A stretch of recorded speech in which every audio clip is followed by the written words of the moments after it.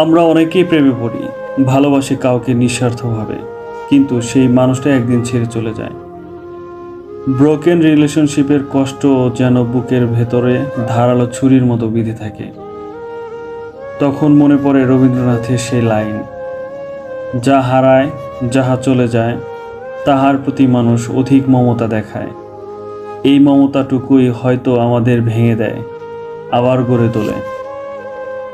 ভালোবাসা, এই অবহেলা, সমাজের কটূক্তি, আত্মীয়ের অপমান, এগুলোই আমাদের ভিতরে শক্তি জমা করতে শেখায়। সেই শক্তিটুকু যদি ঠিকমতো ব্যবহার করতে পারো, তাহলে একদিন ঠিকই সফল হবে। তুমি হয়তো অনেক চেষ্টা করছো, অনেক স্বপ্ন দেখেছিলে, কিন্তু একটার পর একটা ব্যর্থতা যেন তোমার জীবনকে গ্রাস করে ফেলছে। মানুষ তোমাকে বলে, তুই পারবি না, তোর দ্বারা হবে না। সমাজ তোমাকে অবহেলা করে, শুধু কারণ তুমি এখনো সফল নও, কারণ তোমার হাতে এখনো মোটা একটা চাকরির অফার লেটার নেই।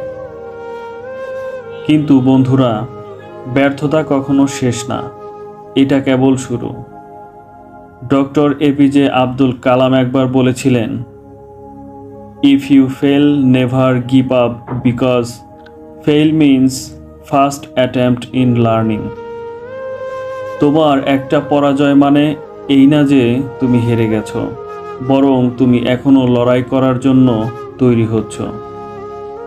তুমি এখনো বেকার। তুমি কি ভাবছো তোমার জীবনে কিছুই হবে না?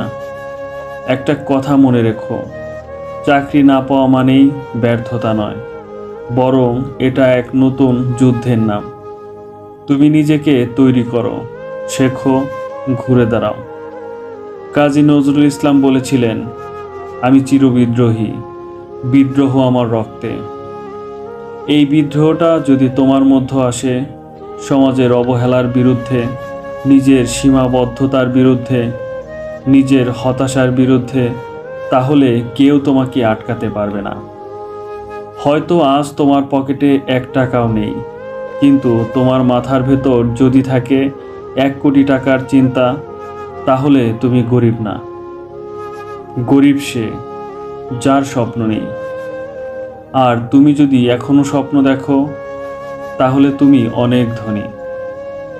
স্মরণ করো ডক্টর কালামের আরেকটি উক্তি,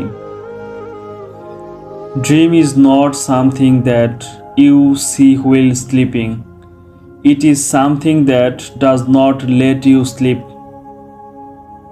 তোমার স্বপ্নগুলো যদি রাতে ঘুমাতে না দেয়, তাহলে বুঝে নিও তুমি সঠিক পথে এগোচ্ছ। তুমি হয়তো হেরেছো বারবার, মানুষ তোমাকে উপহাস করছে, কিন্তু যারা হাসছে তাদের একটা কথাও মনে থাকবে না একদিন। কিন্তু তুমি যদি একবার নিজের অবস্থান বদলে ফেলো, একবার প্রমাণ করে দাও, তাহলে সবাই বলবে, এই তো আমাদের ছেলেটা সফল হয়েছে। সাফল্যের পথ সবচেয়ে বড় বাধা হচ্ছে নিজের প্রতি সন্দেহান। তুমি যদি নিজেকে বিশ্বাস না করো, তাহলে কেউ করবে না। রবীন্দ্রনাথ আবার বলেছিলেন, তোমার আপন পথ খুঁজিয়া লও, সমস্ত দিক হইতে বাতাস আসিতেছে বিপরীত দিকে। সব দিক থেকে বাধা আসবে, কিন্তু তুমি ঠিক করে দাও তুমি কোথায় যাবে। জীবনের এক একটা সময় এক একটা শিক্ষা দেয়। এক সময় প্রেম শেখায় কিভাবে বিশ্বাস করতে হয়, আবার সময় শেখায় কিভাবে বিশ্বাস ভাঙে।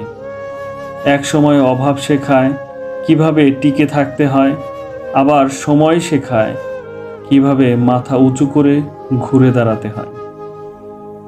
তাই হেরে গিয়ে কান্না না করে নিজের শক্তিকে চিনো।